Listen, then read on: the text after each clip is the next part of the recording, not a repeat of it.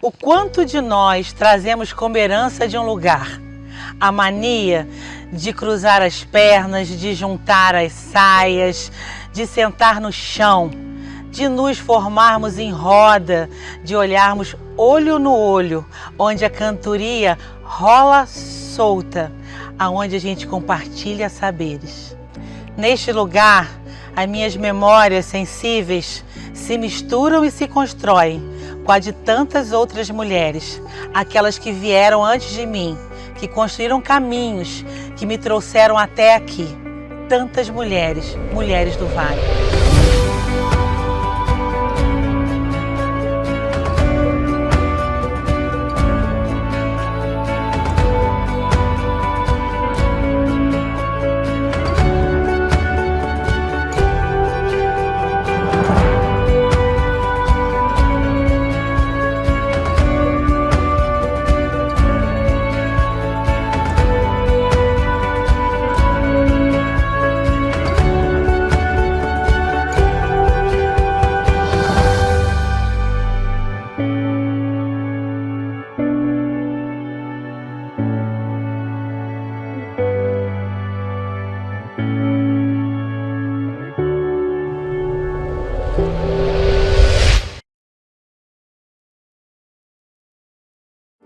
Vassouras, situada no Vale do Paraíba Fluminense, possui riquíssimo patrimônio histórico-cultural, herança do século XIX, quando a cidade foi o coração do Brasil Império, sustentado pela economia do café.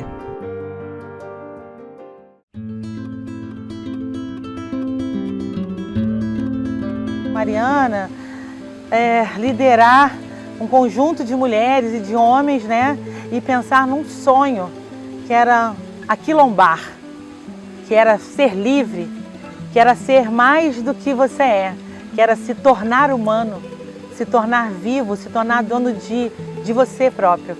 Então a Mariana Crioula, ela é mais do que uma resistência, né? A Mariana Crioula, ela é uma inspiração. Ela vem da terra, ela vem de mim, ela vem de nós mulheres, ela vem nos transformando naquilo que nós somos hoje. Eu venho de uma família, né, de mulheres que sempre trabalharam em casas de família, foram lavadeiras, cozinheiras, salgadeiras. A minha bisa era parteira na cidade. E quando eu fiz 18 anos, eu olhava para essa história da minha família, não que eu tivesse vergonha, mas eu não queria trabalhar no comércio, era a única certeza que eu tinha. E quando eu cheguei a trabalhar na recepção do hotel, foi uma época que fomentou muito o turismo aqui, né, na década de 90. Então as pessoas vinham conhecer as fazendas históricas de café. E como menina, né, muito curiosa e que não tinha saído muito ainda desses espaços, eu resolvi pedir para acompanhar, para ver como que era. Então depois do meu trabalho, né, tinham umas senhoras que vinham de São Paulo e eu pedi ao guia que eu fosse junto. Então essa foi a minha primeira experiência com o turismo, né, assim, de percurso, com o turismo de memória, que hoje eu chamo esse turismo de memória sensível. Naquela época eu não sabia o que era. Eu só sabia que eu gostava daquele lugar, que eu gostava daquelas coisas, mas alguma coisa naqueles lugares me incomodava. E a Mariana veio com outras histórias, né? Ela era costureira, aquela que sabia fazer, chamavam de mucama de estimação, escrava de mimo. E eu pensava até naquela época, nossa, que privilégio você estar dentro da casa grande, trabalhando, costurando, tendo melhor roupas, tendo uma melhor comida, naquele espaço a qual você não pertencia. Então foi necessário essa trajetória de entendimento dessas mulheres, né, dessa mulher e de todas as outras que eu procurei depois. E aí depois da Mariana vieram muitas outras, né? Como que eu ocupo esse espaço? Como que eu me mostro essa Silvana? Que inquietação era essa que tinha em mim, que eu não sabia de onde ela vinha?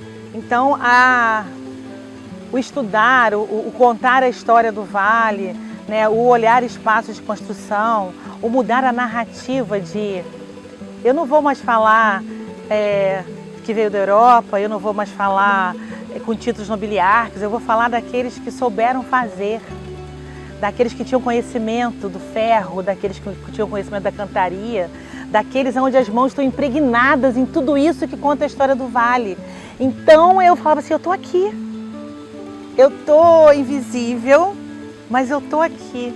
E arranjei uma personagem. Só tem que essas personagens eram as mucamas escravizadas do século XIX, mas elas não tinham nome. Elas eram, né, representações. E aquilo me dizia assim, tem que ter algo. Até que eu cheguei à história da Mariana Crioula, não é? Ela tinha nome e ela era a Mariana Crioula. E por que aquela crioula? É por conta da cor da pele? É por conta, né, de ser mais escura a sua pele? Então, quando você começa a estudar, você vai perceber que o crioula é aquela que veio da terra, né? Aquela que é nascida ali. Aí sim, nesse momento você encontra o seu lugar. Eu tenho alguém parecido comigo, num lugar que eu não entendia, mas que me representa.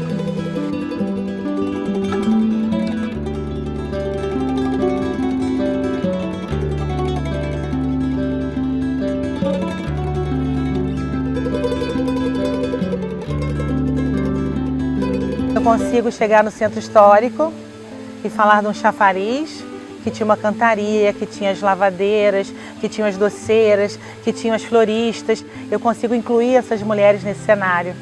E aí quando eu consigo dar nome a elas, eu dou voz. E quando eu dou voz, eu dou memória. E essa memória, ela vem, né? Porque memória, ela fica para sempre. Todo momento que você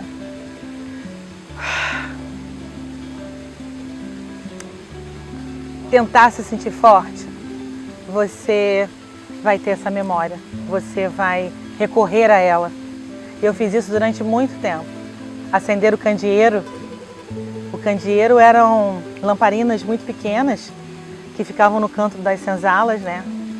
E que tinham um poder enorme de iluminar. Então eu acredito que essas mulheres tiveram esse papel de candeeiros. Elas iluminaram, elas deram essa chama de liberdade, né? Que vem nas crenças do fogo, né? Do sagrado, do se acabar e se reconstruir de novo. E aí a Mariana era uma criada de estimação, ela sabia costurar, ela estava junto à sua senhora, uma melhor roupa, o melhor, que melhor? Essa mulher resolve liderar e consegue subverter essa ordem. Todas as vezes que eu preciso ter força para continuar a contar a história do Vale, a olhar esses espaços de memória sensível, eu recorro a ela, né? A essa mulher da terra, a Mariana, aquela que primeiro deu nome. E é tão curioso e tão fantástico, porque Mariana tem o mesmo som que termina com Silvana. Então são todas as vezes que o meu candeeiro acende e que eu fico assim, né? Encantada, forte, e com uma inquietação que para mim dá força, que para mim dá liberdade. Eu acredito que com a Mariana era igual, né? Por isso eu sou professora. Eu jogo sementes, elas vão florescer e elas vão virar memórias sensíveis de alguém. E é só por isso que eu estou aqui. É só essa razão de ser do Vale. E é só essa razão de contar a minha história.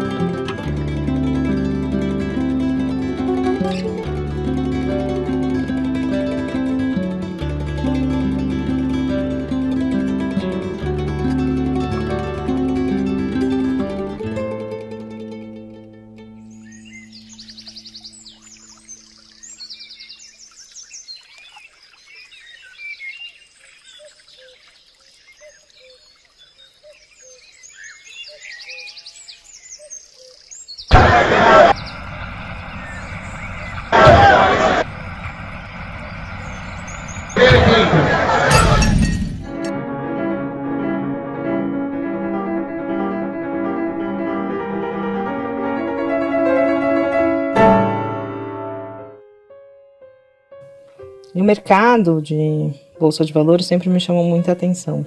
Sempre tive muita curiosidade para entender o processo. E quando eu comecei na mesa, vi que era um mundo muito masculino, não tinha outras mulheres para eu conversar ou eu imaginar ou pensar, enfim, onde eu queria chegar ou me espelhar, ter como referência.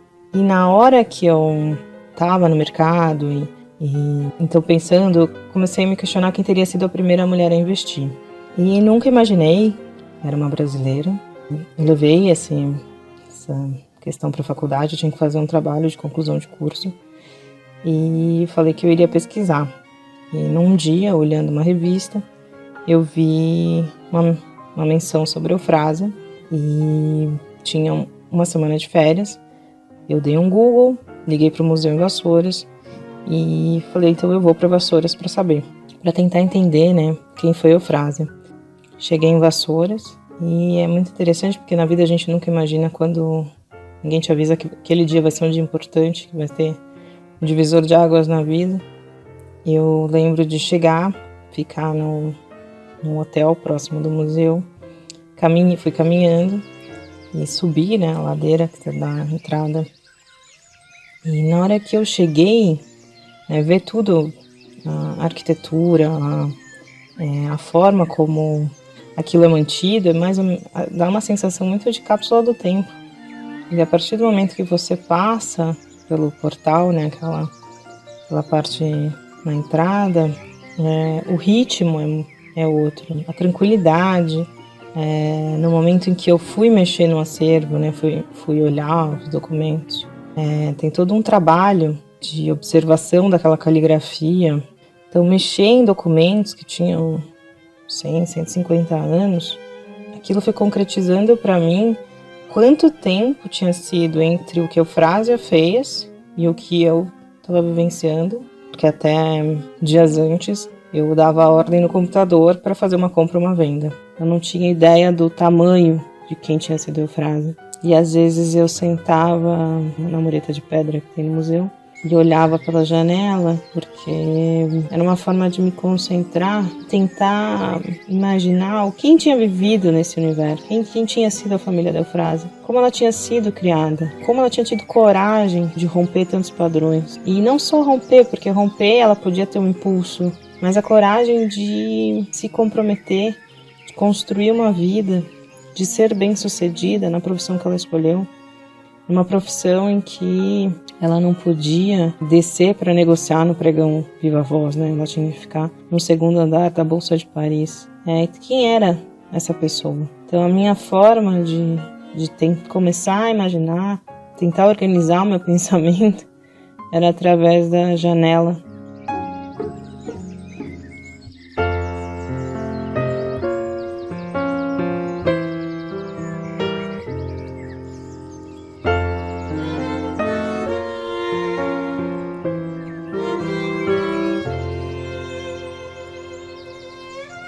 Conforme eu ia mexendo nos documentos, eu via documentos escritos em árabe, ou em alemão, ou em inglês, em francês, né? E aí começou a me chamar a atenção como é que ela investia em tantas empresas de lugares tão diferentes. E na época dela, isso era feito por telégrafo, numa fase em que, por exemplo, as mulheres não tinham direito básico ao voto. Então, quanto ela teria que lutar, ser persistente e, de fato, quebrar um paradigma do que se acreditava, né, do status quo, de que ela, como mulher, começar a investir. Então, a Eufrásia começa a investir em 1876, em Paris, e ela faz isso por 50 anos. Ela faz uma fortuna imensa e ela não teve filhos, então, ao falecer, ela optou por deixar toda a fortuna dela para a cidade de Vassouras, e no testamento ela pediu para que fossem construídos hospital e 2 escolas, e aí ela faz algumas determinações.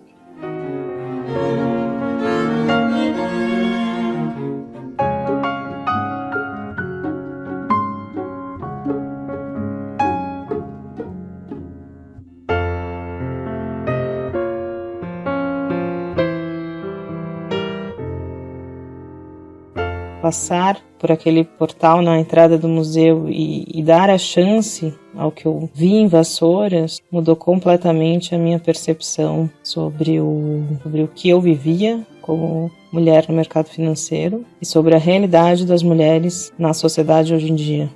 E às vezes as pessoas imaginam que a inovação é tudo tecnológico, é tudo do mais caro, enfim.